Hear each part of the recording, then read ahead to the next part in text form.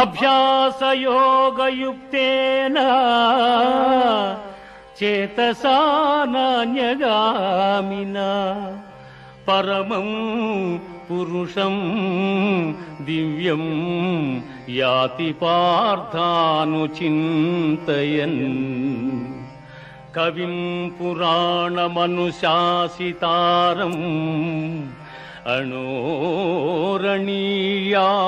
సమనుస్మరేజ్యః సర్వస్య ధాతారమచింత్య రూపం ఆదిత్యవర్ణం తమసః పరస్తాత్.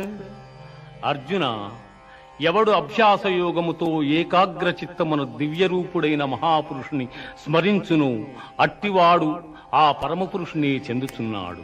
ఆ మహాపురుషుడే సర్వజ్ఞుడు, పురాణ పురుషుడు, ప్రపంచమునకు శిక్షకుడు, అణువు కన్నా అణువు, అనూహ్యమైన రూపము కలవాడు, సూర్యకాంతి తేజోమయుడు, అజ్ఞానాంధకారము కన్నా ఇతరుడు.